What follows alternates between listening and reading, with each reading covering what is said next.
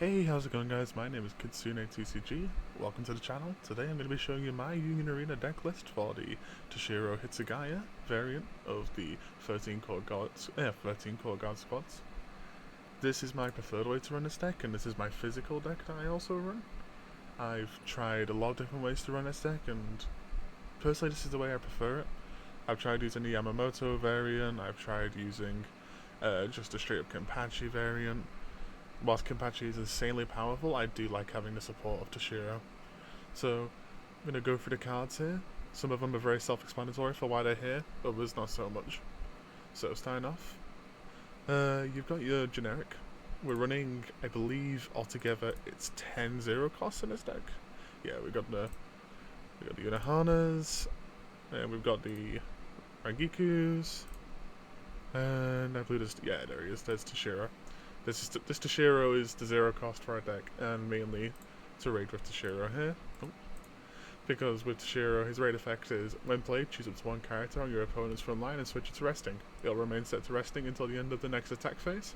If 6 or more other 13 core guard squads affinity are on the field, choose up to one of your opponent's front line, switch it, and all the characters on your opponent's energy line resting.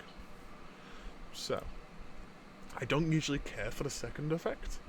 I just usually like to keep one of their front lines rested, or if I need to get an attack through this turn no matter what, it's nice to stop, them using a blocker. From that, we have Unohana, and her raid effect lets you look at the top 4 cards for a 13 squad guard, add a card to your hand, put the rest of the bottom of your deck, and then the next 13, well, I don't believe it has to be a 13 squad. Yes, reduce the AP cost of the next character card you play with 4 or less energy used from your hand by this turn by 1. So what this basically allows you to do is raid with Toshiro immediately for free, plus you also get your raid swing up with Unohana.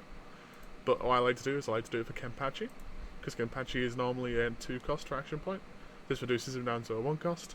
You'll want to do this late game so that you can get his second effect, because if he has 6 or more 13 core guard squads on the field, he allows you to pop a 4,000 or less BP, which 90% of a lot of raid cards is 4,000. You've got the little hit and miss ones like Krapika's being 5,000. So yeah, this is definitely your strongest card in the deck. You always want to be trying to get the 6 on field.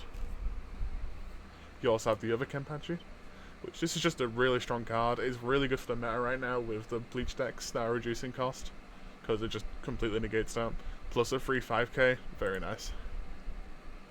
On top of that, not many decks run Squad Funeral. I don't understand why, because, well, who doesn't want to draw 2 cards? Because in this deck, when a card goes to the trash, you're never going to bring out trash. You're banishing something is perfectly fine. We also run the Ichirus for a bit of a Kenpachi combo, because what Yuchiru does is she can set up a Kenpachi on play to active. So if you play your Kenpachi rested, not only do you get to pop, you can immediately set it active with Yuchiru and swing. It's such a really fucking good combo when you pull it off. Like, genuinely so nice. And with our 2 energy producers, the reason why I haven't chose between Konomura or Shunsui is because I love both, and I don't mind which one I get in my hand at the time. So Komamori has the advantage of step and boosting. I don't really care for the boost unless I'm usually running a Yamamoto deck. But the idea of step can be very nice. But then with Shunsui you just have the double attack. Like, if you can go for it, like, it's really good to move up and just attack. It's so nice when it pulls off. This card is really good and really underrated in my opinion. So yeah.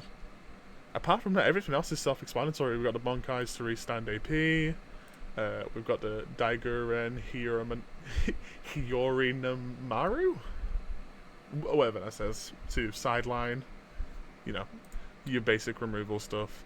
You got your set active done. Ooh, actually, Shinji is an interesting play in this deck, because he allows you to put impact onto a card, and if a card already has impact, it allows you to put impact +1, meaning that if you have, for example, Kenpachi who has impact, you play this, it allows you to boost his impact to impact +2 and do 2 damage, making for a devastating blow.